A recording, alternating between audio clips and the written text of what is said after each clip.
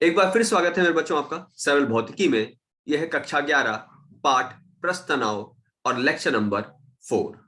आज के लेक्चर में हम जिस टॉपिक की बात करेंगे मेरे बच्चों, यह है केश नली।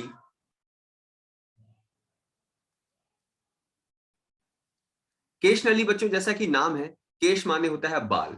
ऐसी नली जो क्या होगा, बहुत महीन हो।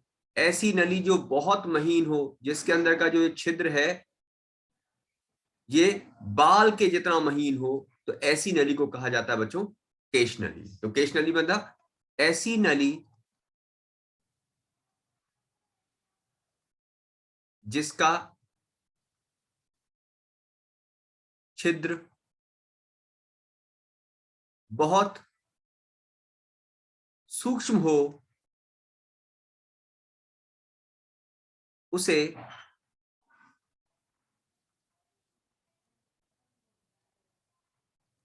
केश नली कहते हैं। अब दूसरा केश नली के बाद नेक्स्ट आ जाता है केशिकात्व। केशिकात्व, अब केशिकात्व क्या चीज होती है? जब कभी बच्चों इस तरह की केश नली को किसी द्रव में रखा जाता है, द्रव में खड़ा किया जाता है, तो द्रव इसके अंदर की तरफ चढ़ने लगता है, ऊपर की तरफ चढ़ जाता है। तो किसी केश नली को द्रव में रखने पर द्रव का इसके अंदर चढ़ना, और कुछ केसेस में द्रव इसके अंदर उतर भी जाता है। जैसे इसको मैं चित्र से समझाने की कोशिश करता हूं कि जैसे मान लो मेरे बच्चों, ये एक केश नली है और इसको मैंने द्रव में रखा। अब दो घटनाएं हो सकती हैं। देखो, क्या मान लेते हैं, ये द्रव है, ये द्रव मान लेते हैं, ये द्रव मान लेते हैं, ठीक है, ये द्रव मान लेते हैं पूरा। ये पूरा द्रव भरा हुआ है, द्रव के अंदर डुबो दिया इस केश नली को। अब क्या होगा, जब केश नली को द्रव में डुबोया जाएगा तो एक घटना तो ये भी हो सकती है कि द्रव क्या हो जाए, द्रव इसके अंदर ऊपर चढ़ जाए। देखो, केश नली को द्रव में रखा और द्रव इसके अंदर ऊपर की तरफ चढ़ गया, ऊपर चढ़ गया। और ऐसा भी हो सकता है द्रव इसके अंदर क्या हो जाए, थोड़ा सा नीचे की तरफ आ जाए, अपने तल से नीचे की तरफ आ जाए, इसमें द्रव नीचे की तरफ आ गया। तो किसी केश नली को किसी द्रव की सतह में रखना, द्रव में रखना, और द्रव का इसके अंदर ऊपर चढ़ जाना या इसके अंदर नीचे गिर जाना, तो ये घटना कहलाती है केशिकात्व। जब, साथ साथ लिखते चले जाओ आप, जब किसी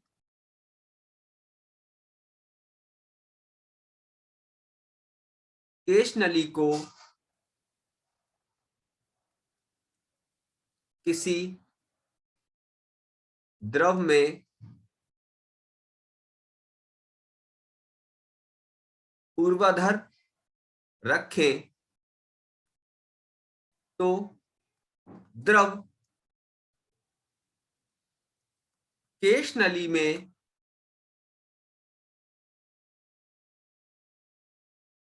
ऊपर की ओर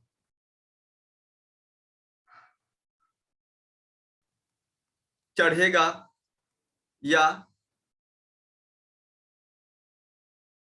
नीचे उतर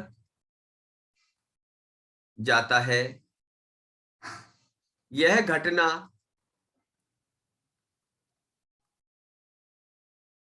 केशिकात्व कहलाती है। बच्चों, ये घटना क्या कहलाती है? केशिकात्व कहलाती है, जिसे इंग्लिश में कहा जाता है कैपिलरी एक्शन।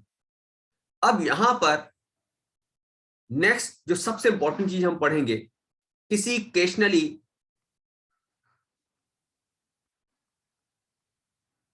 किसी केशनली में द्रव की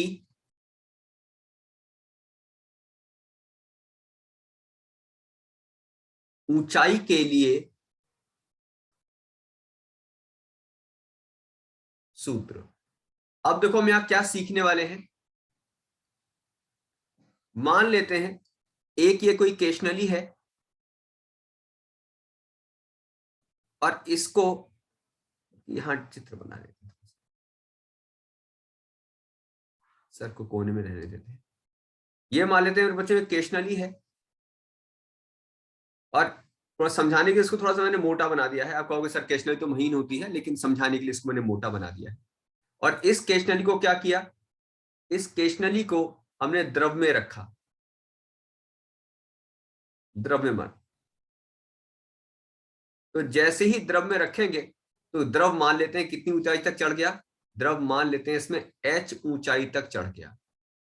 तो किसी केशनली को द्रव में रखने पर द्रव कितनी ऊंचाई तक ऊपर चढ़ जाएगा, उस ऊंचाई के लिए सूत्र की स्थापना करनी है, यानी हमें h के लिए सूत्र निकालना है।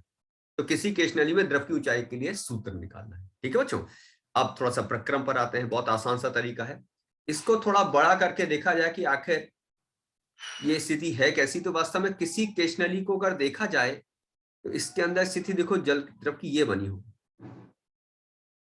ये इस तरह से,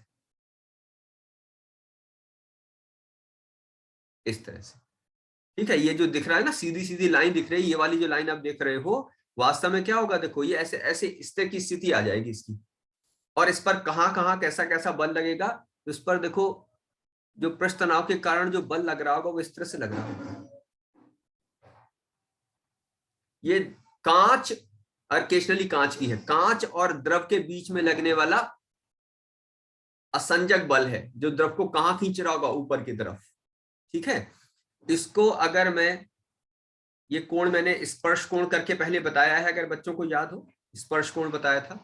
इसको थोड़ा और अगर हम अलग कर दें तो वास्तव में स्थिति जो है वो कुछ इस तरह से है।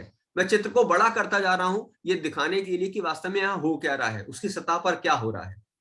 तो यहां पर अगर आप ध्यान दो तो यहाँ पर बल कौन कौन से लग रहे हैं मेरे बच्चों, इस टी के, यानी इस बल के अगर हम घटक कर लें तो यहाँ पर एक घटक तो ऊपर की तरफ हो जाएगा जो एफ कॉस थीटा होगा, और एक घटक ये आ जाएगा एफ साइन थीटा। तो देखो एफ कॉस थीटा किस तरफ लगेगा, पूरे द्रव की सतह को एफ कॉस थीटा जो लग रहा होगा वो ऊपर की तरफ लग रहा होगा, सब तरफ। ये सब के सब क्या है, ये एफ कॉस थीटा के कारण है मेरे बच्चों बल। ये जो ऊपर की तरफ बनाया ये कौन के कारण है, ये एफ कॉस थीटा, ये वाले किसके कारण। और एक बल कौन सा लग रहा होगा, इसका मैं रंग बदल देता हूं, F sine theta. F sine theta ये लग रहा होगा बाहर की तरफ।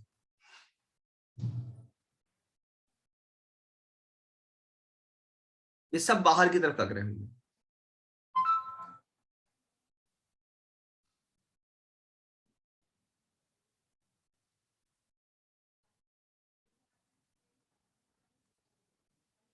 इस तरह तो आप देख सकते हो कि एफ कॉस थीटा सबके सब ऊपर की तरफ है और एफ साइन थीटा बाहर की तरफ है।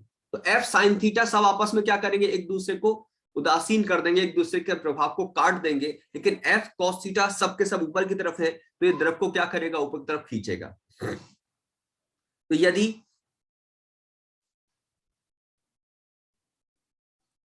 किसी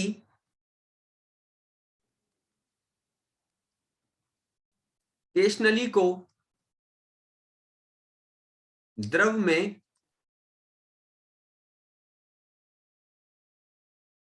डुबोया जाए, बल्कि इसको ऐसे लिख देते हैं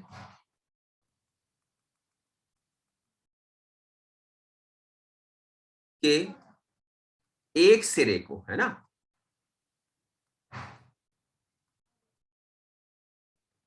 द्रव में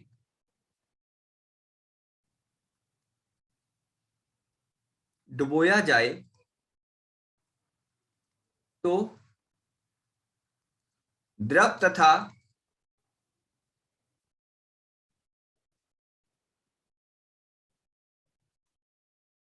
ठोस के बीच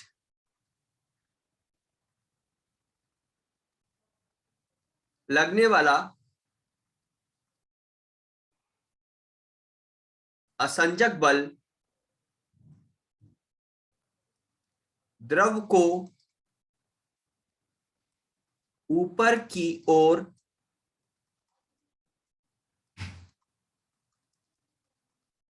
खींचेगा।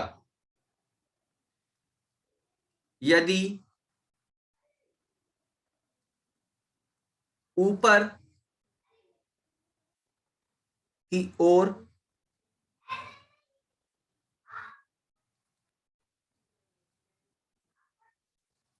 एफ के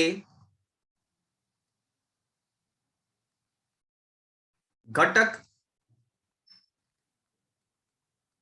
किए जाएं तो एफ कॉस थीटा घटक आपस में जुड़ेंगे तथा एफ साइन थीटा घटक एक दूसरे को निरस्त कर देंगे। देखो ये तो क्लियर हो गया ना, एफ कॉस थीटा ऊपर की तरफ है तो ये तो जुड़ जाएंगे, और एफ साइन थीटा जो बाहर की तरफ स्ट्रेस से था, ये सब एक दूसरे के प्रभाव को क्या करेंगे, निरस्त कर देंगे। तो यानी वास्तव में अगर देखा जाए तो इस पर केवल कौन सा बल काम करेगा, एफ कॉस थीटा काम करेगा, जो द्रव की सतह को उठाएगा। अतः एफ कॉस थीटा बल द्रव को स्टेशनरी में तब तक ऊपर उठाएगा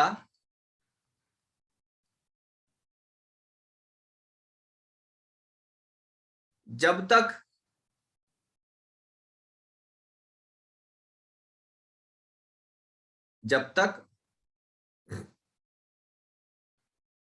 केश नली में द्रव का भार ऊपर की ओर बल से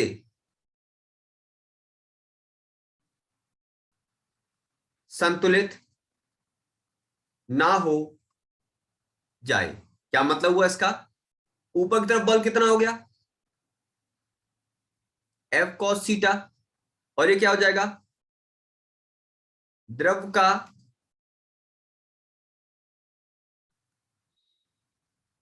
केश नली में भार। एफ बल कितना होता है, ये मैंने प्रश्नों में पहले आपको सिखाया मेरे बच्चों। बल का अगर मान के अगर हम केवल बात करेंगे तो ये हो जाएगा T into 2πr cos theta. देखो ये कहां से आ गया मेरे बच्चों, टी का जो सूत्र होता है वो होता है एफ बटे एल। अब सर्किल की बात हो रही है तो यहाँ एल का मतलब कितना हो जाएगा 2πr, तो यहाँ पर टी बराबर आ जाएगा एफ बटे 2πr। तो यहां से एफ निकालोगे तो एफ कितना हो जाएगा टी इंटू 2πr, है ना बच्चों। अच्छा, द्रव का केशनली भार भार हो जाएगा mg, T into 2πr cos theta. m द्रव्यमान क्या होता है, आयतन इंटू घनत्व, तो ये हो जाएगा आयतन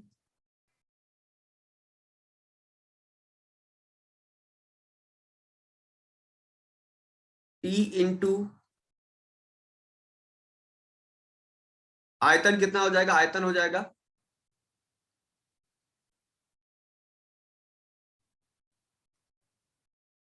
आयतन हो जाएगा मेरे बच्चों ए एच, घनत्व रो जी। आयतन बच्चों क्या होता है ना, देखो जैसे कोई ये नली हो गई, अब नली का आयतन वास्तव में क्या होगा, आयतन होता है पाई आर स्क्वायर एच, और पाई आर स्क्वायर को क्या कर दो, क्षेत्रफल कह दो, तो ए एच हो जाएगा।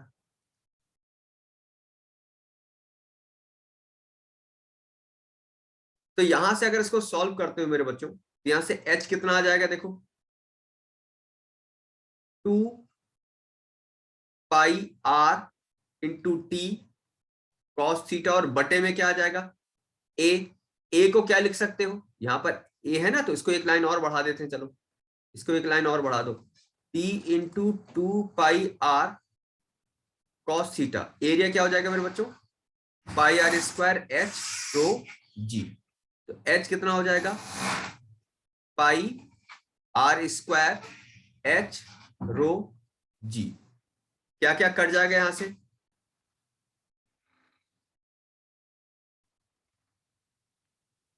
अच्छा, हो रुको रुको रुको रुको रुको, ये थोड़ा सा सही कर दें, 1 मिनट को, थोड़ा सही कर दें।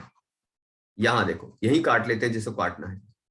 देखो क्या कट जाएगा, पाई से पाई काट दो, एक आर से एक आर काट दो, है ना। इधर क्या बचा, 2t, ये कितना हो जाएगा, आर एच रो जी। तो यहां एच का सूत्र कितना आ गया, 2t cos theta upon are rho G. तो ये हो गया केशिका उन्नयन भी कहते हैं इसे, क्या दूसरा नाम है मेरे बच्चों, केशिका, केशिका उन्नयन के लिए सूत्र, उन्नयन मतलब ऊपर चढ़ना। ठीक है, तो यानी हमने क्या सीखा मेरे बच्चों, कि अगर मान लो ये कोई एक केश नली है और इसको द्रव में रख दिया हम लोगों ने इस तरह से, तो द्रव क्या हो जाएगा, द्रव इसके अंदर ऊपर चढ़ जाएगा।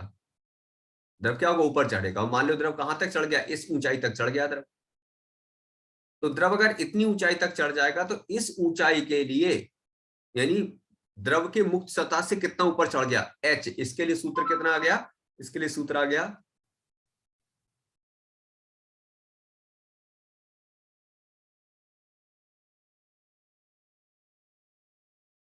ये आ गया, एच बराबर कितना हो जाएगा, 2t cos theta upon are rho g. H कितना हो जाएगा, 2t cos theta upon are rho g. ठीक है। अच्छा, इसमें एक पॉइंट और समझ लो बच्चों, जैसे हम किसी भी केशनली की अगर बात करते हैं मेरे बच्चों, तो केशनली में क्या होगा कि यहां पर जैसे मान लो द्रव इस तरह से चढ़ गया, ये हो गया द्रव, ठीक। तो यहां पर अगर मैं इसको वृत्त को पूरा कर दूं इस तरह से, तो यहां बच्चों दो त्रिज्याएं होती हैं, देखो दो त्रिज्याएं, ये जो त्रिज्या आप देख रहे हो, रंग बदल देना, एक त्रिज्या बच्चों ये होती है, जैसे ये इसका केंद्र हो गया, एक त्रिज्या ये होती है, जिसे कहते हैं स्मॉल आर। स्मॉल आर मतलब केश नली की त्रिज्या। आर क्या हो गया मेरे बच्चों,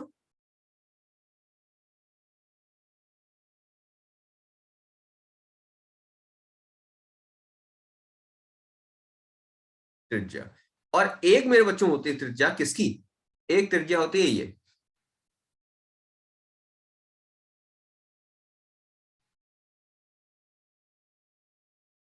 बल्कि इस चित्र को थोड़ा सही कर दें, क्योंकि इसमें ऐसा लगने लगा दोनों बिल्कुल कैसे होंगे, दोनों के बीच में गैप बड़ा कम सा रह गया। अच्छा, इस चित्र को मैं दोबारा से बना देता हूं, क्योंकि इससे क्या होगा, चित्र में दोनों त्रिज्या अगर अलग अलग नहीं दिखेंगी तो आपको समझ में थोड़ा कम आएगा। तो इस चीज को मैं थोड़ा दोबारा जल्दी से बना देता हूं। जैसे मेरे बच्चों बच्चों ये मान लिया मैंने, ये केशनरी हो गई, ठीक है। और इसके अंदर द्रव की मुक्त सतह ये मान लेते हैं, ये हो गई द्रव की मुक्त सतह, ठीक है। अब ये अगर मैं पूरा एक वृत्त पूरा कर दूं इस तरह से, तो यहां पर दो त्रिज्याएं कौन सी हो गई, देखो एक तो ये हो गई स्मॉल आर, और एक होती है कैपिटल आर। स्मॉल आर क्या होगा, केश नली की त्रिज्या। और कैपिटल आर क्या होती है मालूम है, ये होती है द्रव की मुक्त सतह की त्रिज्या। अच्छा बच्चों, जैसा कि कोण बताया गया था, ये जो कोण आप देख रहे हो, ये जो कोण होता है थीटा, तो ये कोण भी कितना हो जाता है, थीटा। अब समझना, अगर मैं यहां पर cos थीटा लिखता हूं, तो cos थीटा का सूत्र होता है आधार बटे कर्ण, ये तो होता है सूत्र। आधार कितना हो गया, छोटा आर, कर्ण कितना हो गया, बड़ा आर, ठीक। अब इससे जो सूत्र है वो थोड़ा सा बदल जाता है। कौन सा सूत्र, जो अभी हमने सूत्र देखो ये पढ़ा था, ये वाला सूत्र, ये सूत्र थोड़ा सा बदल जाएगा। देखो कैसे बदल जाएगा, एच बराबर 2t कॉस थीटा बटे आर रो जी। इस सूत्र में छोटी आर, यानी ये जो सूत्र है वो किसके पदों में है, ये है केश नली की त्रिज्या के पदों में। अब इसी को कैपिटल आर यानी द्रव की मुक्त सतह की त्रिज्या के पदों में अगर लिखना चाहे, तो कॉस थीटा का मान लगा दो आप, कितना आएगा 2t कॉस थीटा की जगह लगा दिया मैंने छोटी r बटे कैपिटल R और बटे में r रो g। तो यहां पर आप देखो छोटी r से छोटी r कैंसिल, तो h का एक और सूत्र आ जाएगा 2t अपॉन r रो g। इसको याद रखना है, यानी दोनों ही सूत्र सही हैं।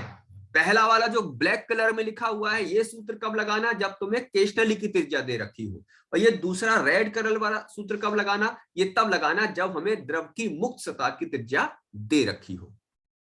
आज के लिए इतना ही मेरे बच्चों, बाकी चीजें हम नेक्स्ट क्लास में शुरू करेंगे। तब तक के लिए धन्यवाद मेरे बच्चों।